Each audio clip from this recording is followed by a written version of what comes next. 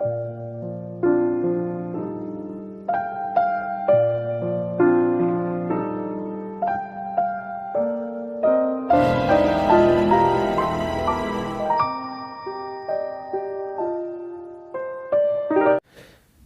Good morning friends, कैसे हैं सभी।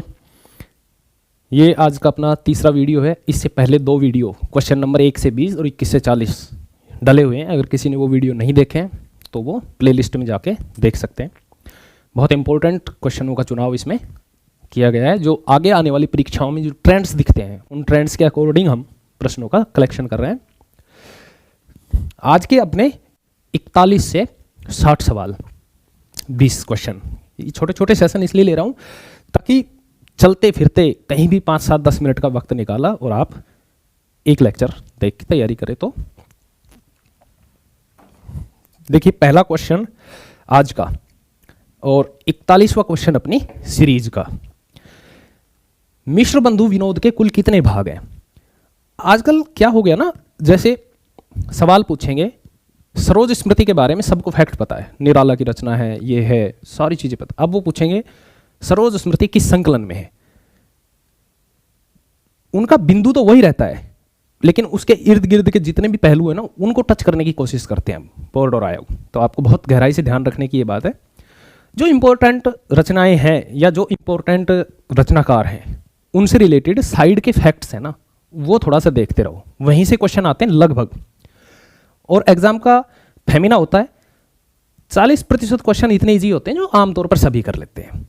60% क्वेश्चन ऐसे होते हैं जो थोड़ी सी पढ़ाई करने वाले अटेम्प्ट कर लेते हैं।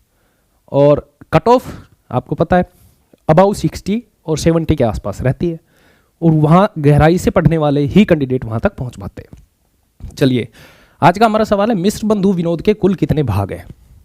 इसका ऑप्शन स हो जाएगा। 4 भाग में मिश्र बंधु विनोद प्रकाशित है। आपका दूसरा, किस विद्वान ने वैदिक स्वरों की संख्या 14 मानी है। इनमें से एक विद्वान है जो कहते हैं कि भाई वे जो वैदिक संस्कृत थी उसमें स्वर 14 थे। तो ये डॉक्टर हरदेव बहारी का कहना है कि वैदिक स्वरों की संख्या 14 है। अगला सवाल देखते हैं, यथातथ्य में कौन सा समास है। एक शब्द है यथातथ्य, तो यथातथ्य में कौन सा समास है आपको ये बताना है।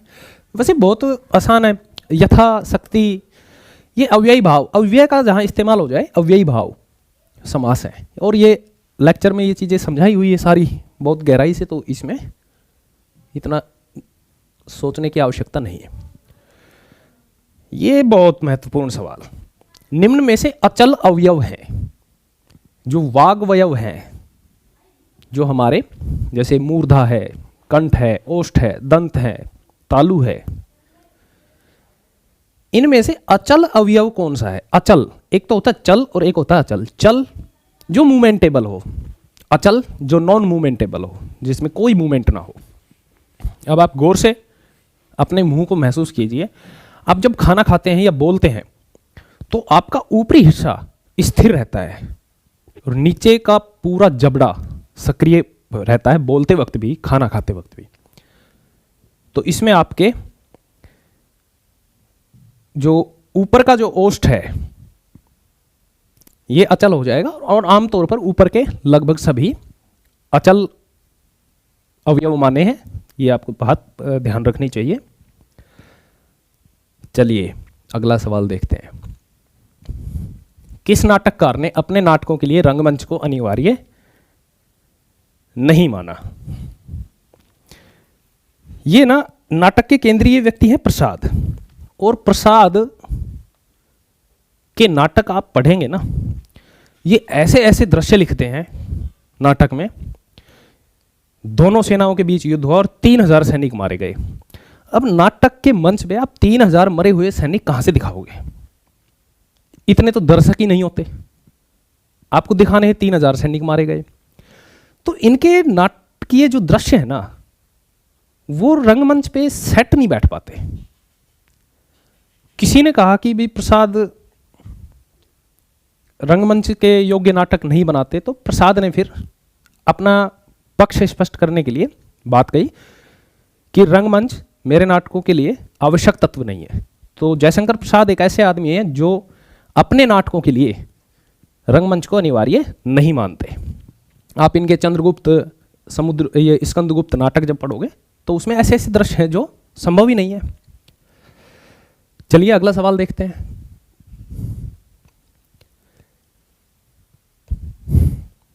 कितने भारतीय राज्यों की राजकीय भाषा हिंदी है?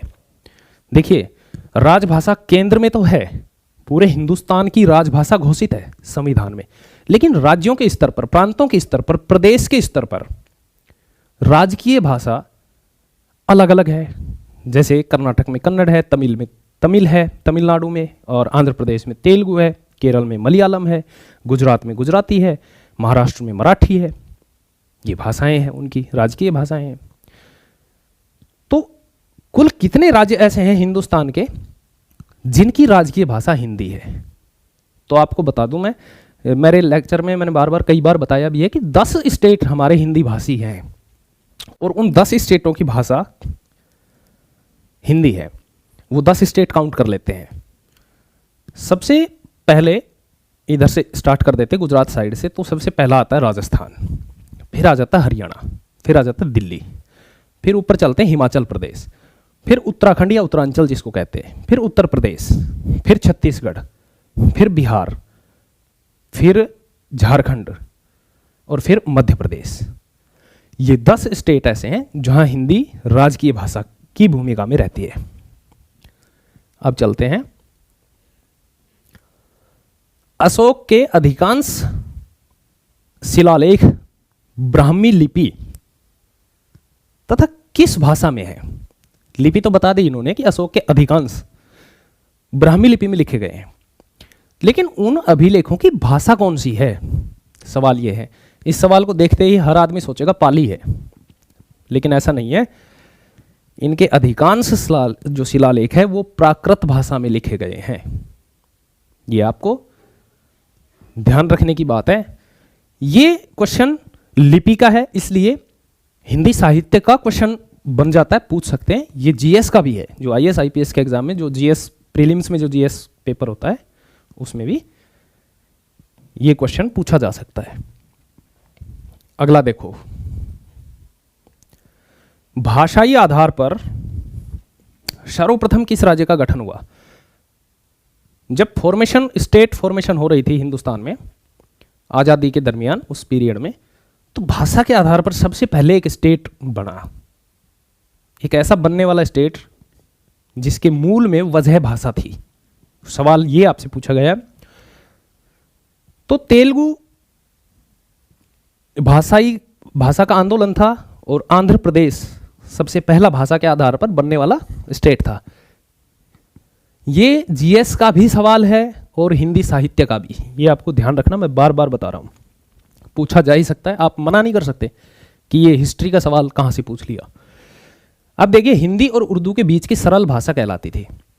देखो, वैदिक संस्कृत, लौकिक संस्कृत, फिर पाली, प्राकृत, अपभ्रंश, फिर देश भाषा, सब जन मिठा, तम तैसन तम जपऊ अवट्ठा, विद्यापति के यहाँ। उसके बाद हिंदी अपने जब फॉर्मेशन में आई तो वो अवधी, ब्रज और इन पड़ावों से गुजरती हुई खड़ी बोली तक आती है, और खड़ी बोली में द्वंद्व बहुत ज़्यादा था। उर्दू भी अपने यहाँ, उर्दू मेरठ के आसपास पनपी हुई भाषा, हिंदुस्तान की भाषा है, और खड़ी बोली हरियाणा, दिल्ली के आसपास के एरिया में। तो बड़ा द्वंद्व था, अंग्रेजों के सामने भी संकट था कि दोनों भाषा हिंदुस्तान की है, किसको करें। तो जो हिंदी और उर्दू के बीच जो लोग सरल भाषा बोलते थे ना, दोनों मिश्र भाषा, जैसे उर्दू के भी कुछ शब्द बोल दिए, कुछ हिंदी के भी बोल दिए, उन लोगों को अंग्रेज लोग हिंदुस्तानी कहते थे। हिंदुस्तानी शब्द भाषा की सेंस में इस्तेमाल किया गया था, ये आपको ध्यान रखना। फिर हिंदुई, हिंदवी, हिंदुस्तानी, देखो हिंदुई, हिंदवी, हिंदुस्तानी और हिंदी, इस तरह से आके हिंदी अपने मूल रूप में आई। ये लेक्चर में मैंने बहुत डीपली समझाया हुआ है। आगे चलते हैं। एकमात्र राज्य जिसकी राजकीय भाषा अंग्रेजी है, हिंदुस्तान का एक राज्य ऐसा है जिसकी राजभाषा अंग्रेजी है, और वो है नागालैंड। ये ध्यान रखना। कुछ लोग केरल सोच रहे होंगे, ऐसा नहीं है, केरल की मलयालम है। आगे चलते हैं। किसकी मातृभाषा हिंदी नहीं थी? देखो, जब आप किसी चीज को पढ़ते हैं, साहित्य को पढ़ते हैं, तो एग्जामिनर जो है ना, जो बोर्ड और आयोग है ना, वो आपके साथ 1, 2 या 3 सवालों में तो बहुत ऐसे लेवल से खेल जाएंगे कि आप सोच भी नहीं सकते। और ऐसे पेपर में आपने हर पेपर में 1-2 सवाल तो ऐसे देखे ही होंगे। ये उन्हीं में से एक सवाल है। ये 4 बड़े नाम हैं और पूरा हिंदुस्तान इन चारों लोगों को जानता है। सवाल ये है, इनमें से किसकी मातृभाषा हिंदी नहीं थी? और पहला ही ऑप्शन है इंदिरा गांधी। लोग सोचेंगे यही ऑप्शन है, लेकिन नहीं। मोरारजी देसाई जो थे, ये गुजरात से थे और इनकी मातृभाषा गुजराती थी। इंदिरा गांधी तो दिल्ली में पैदा हुई, दिल्ली में पली, दिल्ली के एरिया में रही है, तो इसकी मातृभाषा हिंदी थी। और मातृभाषा का मतलब केवल माँ की भाषा से भी नहीं होता। मातृभाषा जो हमारे इर्द गिर्द ज़्यादा संख्या में जो बोलने वाले लोग हैं वो। अब कोई बच्चा आज के दिन अपनी माँ के साथ यदि इंग्लैंड चला जाए तो वो हिंदी के कुछ शब्द सीख पाएगा माँ से थोड़े बहुत, लेकिन जैसे ही वो वातावरण में, परिवेश में आएगा तो वो अंग्रेजी ज़्यादा सीखेगा। अब चलिए नेक्स्ट सवाल देखते हैं आज का।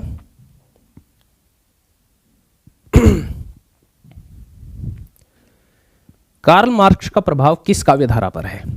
देखिए, कार्ल मार्क्स इतिहास में जो धार्मिक लोग हैं ना, जैसे राम है, कृष्ण है, गौतम बुद्ध है, जीसस क्राइस्ट है, इन लोगों को यदि हटा दिया जाए तो एक आम आदमी जो सबसे ज़्यादा फेमस हुआ वो कार्ल मार्क्स है। कार्ल मार्क्स उसी वक्त सक्रिय था जिस वक्त हिंदुस्तान आज़ादी के लिए लड़ाई लड़ रहे थे, और भगत सिंह भी मार्क्सिस्ट थे। भगत सिंह ने भगवान को नहीं मानना, ये भी भगवान को नहीं मानते। भगत सिंह ने जेल में रहते हुए किताब लिखी, मैं नास्तिक क्यों हूँ, और जब उनको फांसी पे ले जाया जा रहा था तब वो लेनिन की किताब पढ़ रहे थे, और पूछा तो उन्होंने कहा एक क्रांतिकारी दूसरे क्रांतिकारी से बात कर रहा है। तो हिंदी साहित्य में मार्क्सवाद का प्रभाव जिस कविता पर दिखता है या जिस काव्यधारा पर दिखता है वो है आपका प्रगतिवाद। प्रगतिवाद ही मार्क्सवादी कविता है, ये ध्यान रखना। अगला देखते हैं।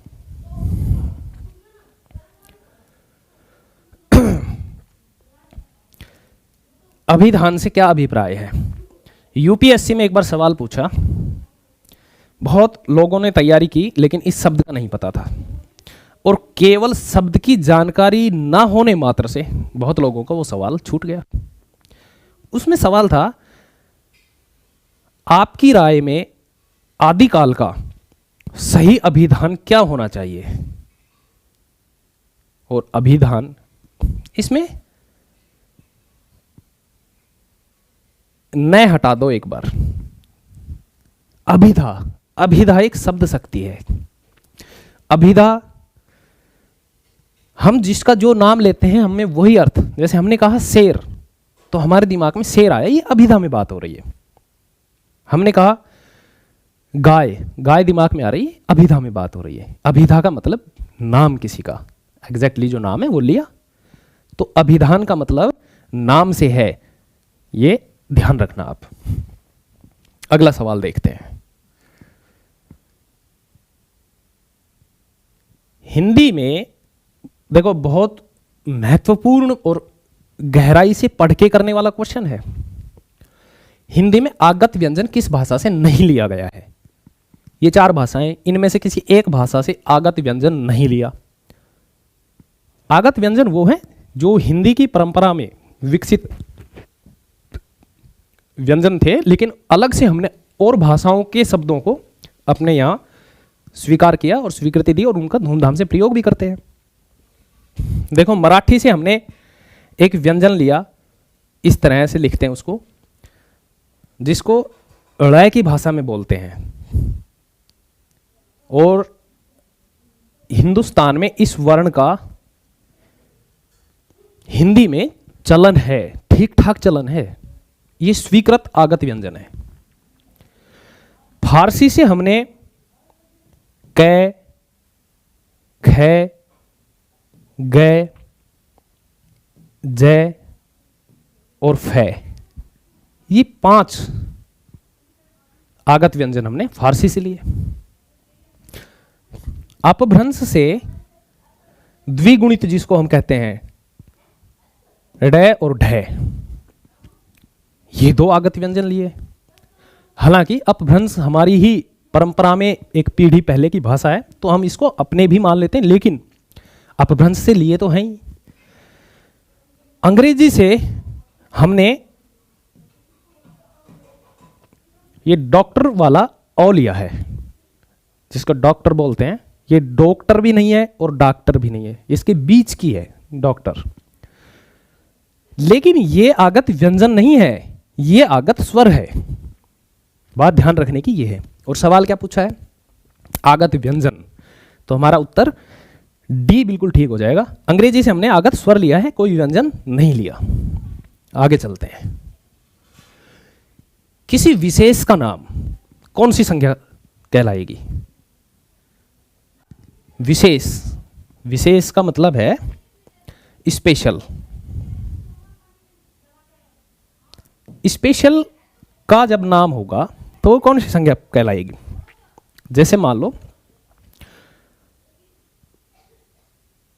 ये कहा जाए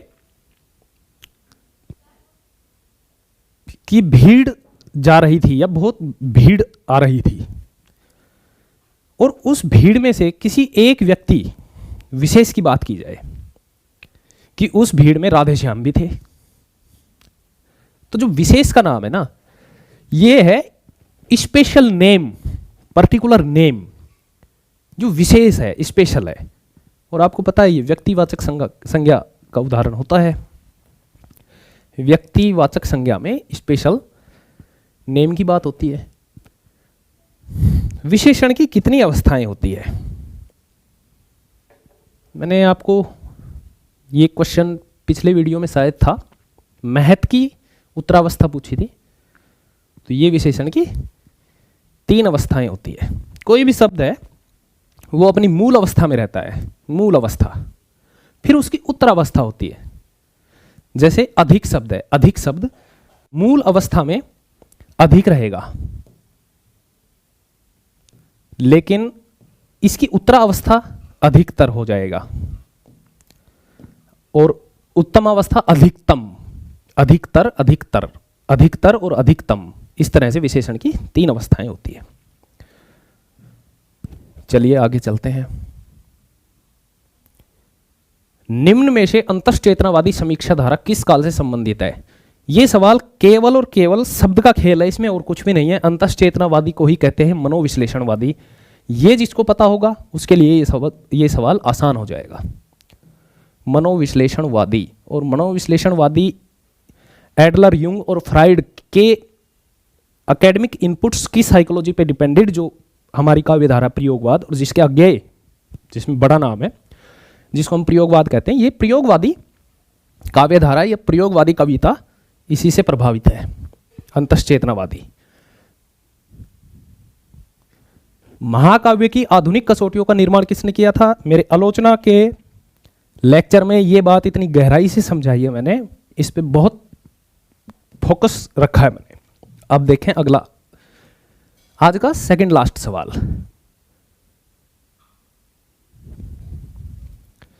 प्रेमचंद की कहानियां मानसरोवर नाम से संकलित की गई। देखिए, प्रेमचंद ने अपने जीवन काल में जितनी भी कहानियां लिखी ना, उनका संकलन मानसरोवर नाम से किया गया। सवाल यह है कि उसके कितने खंड हैं? मानसरोवर के कितने खंड हैं? तो मानसरोवर के कुल 8 खंडों में 300 कहानियां हैं। टोटल 300 कहानियां हैं और 8 खंडों में मानसरोवर के 8 भाग हैं। ये आपको ध्यान रखना चाहिए। आज का अंतिम सवाल अपना बहुत अच्छा सवाल है ये भी।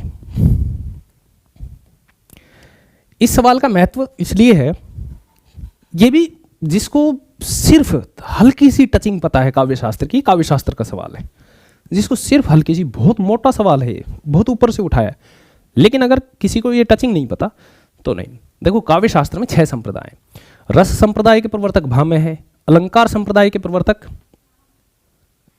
नहीं, रस संप्रदाय के प्रवर्तक भरत मुनि है, अलंकार के भामह है, और उसके बाद रीति संप्रदाय के प्रवर्तक वामन है, और रीति संप्रदाय को ही कहते हैं गुण। जो वैदर्भी पांचाली गौड़ी जो रीतियां हैं उन्हीं से ओज गुण, प्रसाद गुण और माधुर्य गुण, 3 रीतियां हैं, 3 ही गुण हैं काव्य गुण। रीति गुण के अपने वामन है, ध्वनि संप्रदाय के आनंदवर्धन है, और वक्रोक्ति संप्रदाय के आचार्य कुंतक हैं, और औचित्य संप्रदाय के आचार्य क्षेमेंद्र हैं। देखो कितने ऊपर से ये क्वेश्चन उठा था, लेकिन अगर किसी को ये नहीं पता कि गुण संप्रदाय को ही रीति संप्रदाय भी कहते हैं तो वो कैसे इसका उत्तर दे पाएगा। तो रीति संप्रदाय के आचार्य वामन है। ये आज के अपने 20 सवाल, उम्मीद करता हूं आपको ठीक लगे होंगे, और अपना इवेल्युएशन करते रहा करो साथ साथ, आप कितने कर पाए कितने नहीं कर पाए, आप अपनी तैयारी का इवेल्युएशन इन सवालों से कर सकते हो, और नया सीखने को तो मिलेगा ही। चलो मिलते हैं फिर नेक्स्ट सेशन में, जो भी 20 सवाल होंगे वो लेकर मैं जल्दी ही आपके सामने आऊँगा। इनमें बड़ा सोचना पड़ता है, बहुत सारे तथ्य देखने पड़ते हैं, कई किताबें पढ़नी पड़ती है, तब जाके कोई सेलेक्टेबल सवाल बन पाता है। चलिए दोस्तों, very good morning again, okay bye.